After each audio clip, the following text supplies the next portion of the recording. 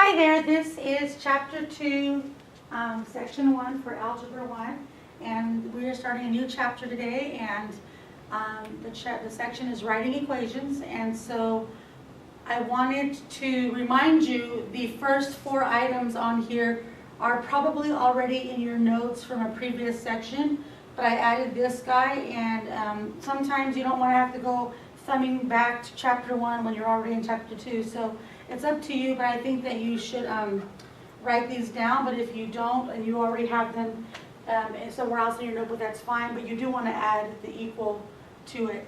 And basically this is just a little cheat sheet, if you will, of some expressions. It's not all of them, but it's several of them.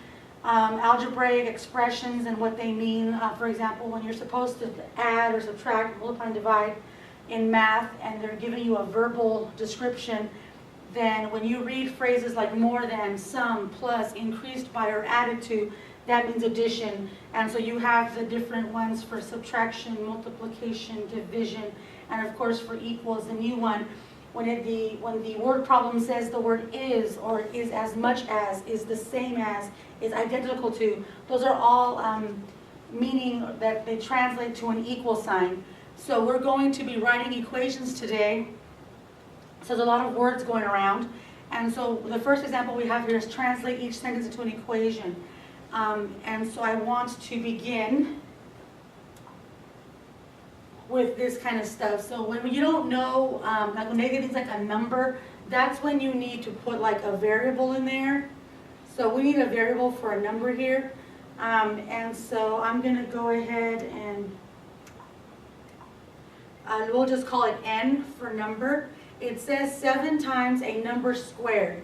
So 7 times means multiplication, so there's 7 times n, but it's times the number squared, and when it's squared you have n squared. And then it says is, and we know that the word is from earlier means equal sign, so it is 5 times, so that's 5 times something, 5 times the product, right? 5 times, and it's 5 times what? It's 5 times the difference of k and m. Now, whenever you see words like difference of, sum of, product of, it does imply that you have to have 2 things. If I were to ask you to find the difference of 3, you'd probably ask me the difference of 3 and what? Because you know that difference means subtraction, but if I say subtract 3, you're going to say subtract 3 from what? You have to have 2 things in order to subtract. So when you think of difference, there are 2 things here. There are k and m, and in math you want to write them in the order in which you read them. So the difference of k and m, and that means difference, and it's 5 times that difference. So you want to find the difference first, and then times it by 5. And so that would be the equation that you would want for part A. In part B, it says again 15 times a number, and we don't know, oops,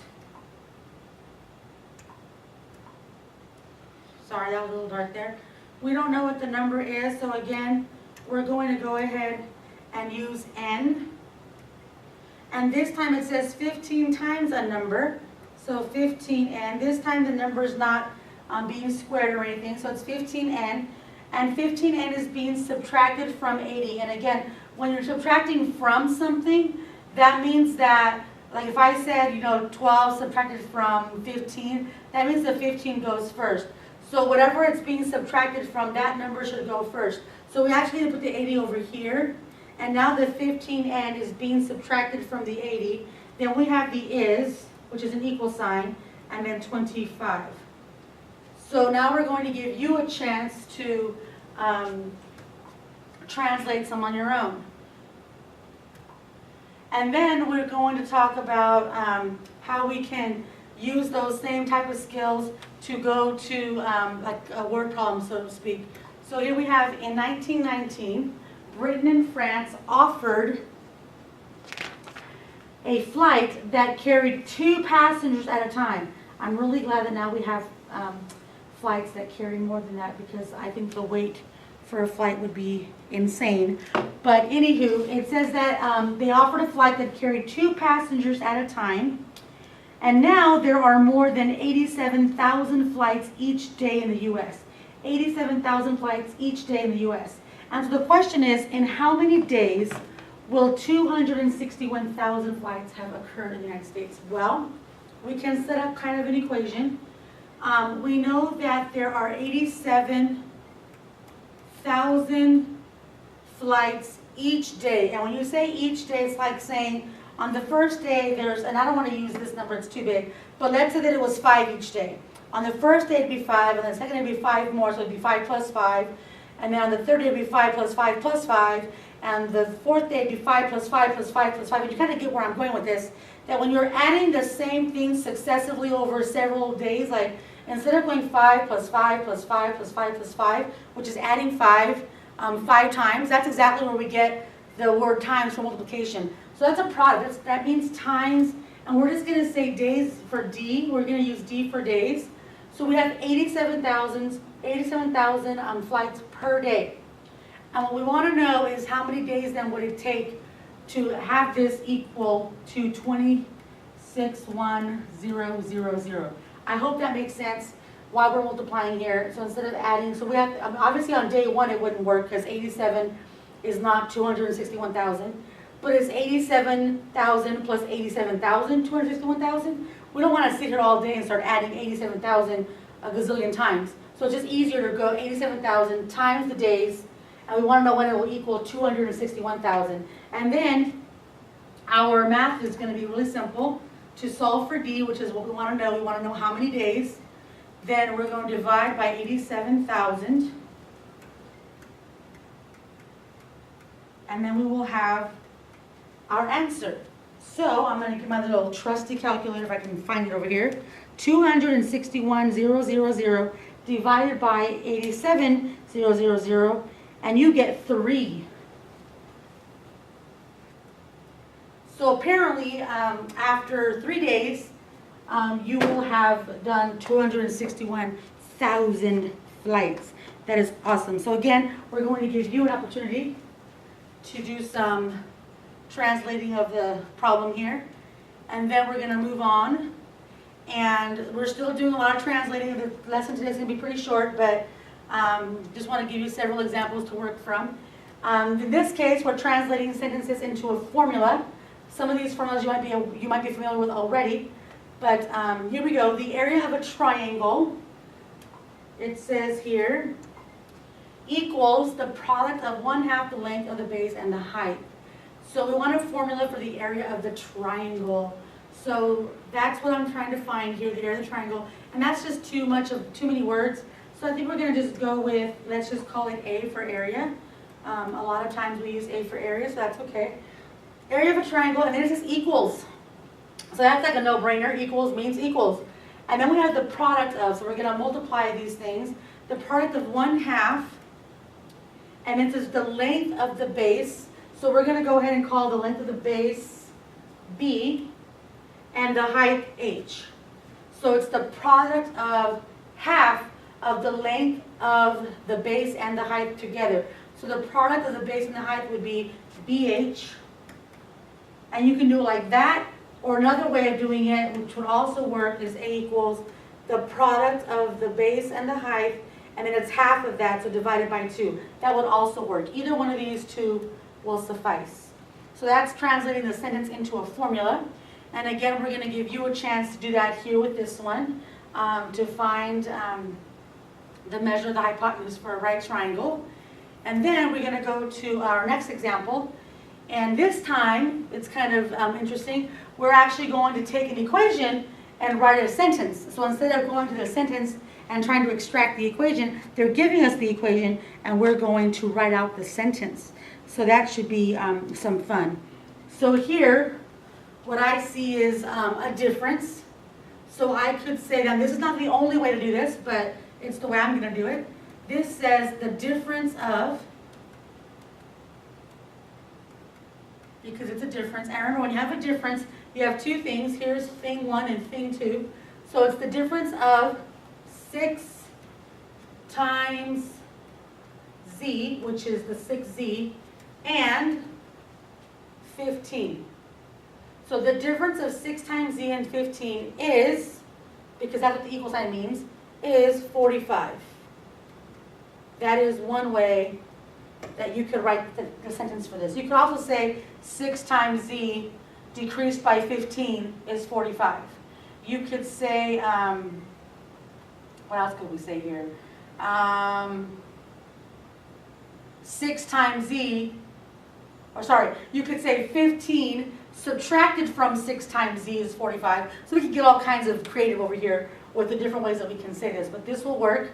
And if you want to bring me one that you tried or whatever that's different from mine, and we can check and make sure that it actually works in class, that'd be awesome. So then we have our next one, y squared plus 3x equals w. All right, and it's kind of interesting because when you read it out loud, you kind of already get an idea of what the sentence should be. But in this case, we have a sum. So I'm going to say the sum of, and again, you have two things. And this time it's the sum of the square of y, the square of y. That's my first thing because it's y squared. You could even say the sum of y squared, but I'm saying the sum of the square of y, and what else?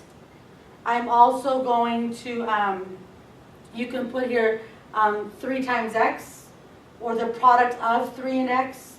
The product of 3 and x is really long, so I think I'm going to go with the sum of the square of y and 3 times x. 3 times x is a number, okay, or is w. Okay, because we can't say a number because there's already too many numbers that we don't know. We don't know what y, that's a number. We don't know what x is, that's a number. And we don't know w, that's a number. So if you say is a number, it's not clear as to whether or not it's x or y. So we just want to say is w. So the sum of the square of y and 3 times x is w, or is the same as w, is equal to w, is identical to w. Those are all phrases that would work for part B. So again, don't be fooled. There are different ways of doing this. You don't have to do it the same way I did, but you do want to make sure that what you're saying, in fact, makes sense with what is happening in the problem. So okay, so now you know the drill. We're going to give you a chance to do a couple on your own, and then we have our last example. And in this case, we're going to write a problem. This is like a lot of creativity here because you can write all kinds of problems. They're going to give us some information, and they're even going to give us the equation, okay? And what we have to do is create a story that fits the situation. So it says t equals time Maxine drove in each turn. So maybe she's driving some go-karts, I don't know. T plus 4 equals the time Tia drove in each turn. And then we have 2t plus t plus 4 equals 28. And we want to come up with a viable story that fits this situation. So this is only a sample problem. You don't have to have this exact problem. But Maxine and Tia are obviously taking turns driving something. So basically what we know is that during her turn, so I'm going to have to write all this out, so you're going to have to bear with me. During her turn, okay, Maxine, or I should say Tia, drove 4 hours more than Maxine. That's the first thing we're going to put up here. During her turn, Tia drove whatever she's driving. Now you can get really creative if you want. You can put what she was driving, but I'm just going to put Tia drove 4 hours more than Maxine. Now why am I saying that? I'm saying that because the plus 4 here would mean that it was 4 hours more than Maxine is T. So this is Maxine plus 4. So that would be more, 4 hours more than Maxine. All right, so we have to put that there. And then we're going to put Maxine took 2 turns, because you can see from here 2 times T. So that means that's Maxine. So Maxine had 2 turns, or took 2 turns at the wheel. And Tia only had 1 turn. And their total time driving was 28 hours, because you can see there that it's equal to 28. So Maxine had 2 turns, Tia had 1 turn. So I'm going to put up here, Tia had 1 turn. Because this is t plus 4 times a 1. There's nothing. Now, if there was a 5 in front of there, then that would mean that T had taken 5 turns. But what it says is 2 times T. So 2 turns for Maxine and 1 turn for Tia. But together, because that's what the sum means, together, their total time, total driving, total time was 28 hours. Now again, you can get way more creative than that if you'd like with your storyline, as long as those main things there are evident. We also, when you set up a problem, we've kind of explained all the things that are happening, but what we want to know is you want to solve for t, right? I mean, when you have an equation, you're trying to solve for something. So since the variable here is t, at the end of the day, they never asked us to actually solve this. We're just writing the problem. But if you're writing a problem, there has to be something for the person to solve. So in this case, you want to solve for t, and t is Maxine. So basically, you could say, how long did Maxine drive? How long did Maxine drive? That could be the question. And then the student would go and solve for t, and they would tell you how long Maxine drove, based on this storyline. All right, so last time you get to try this one on your own. Write a problem. You can get really creative if you'd like, but make sure that the basic elements are there. And once you've done that, you will have completed the notes for this lesson, and I will see you in class. Thank you for watching.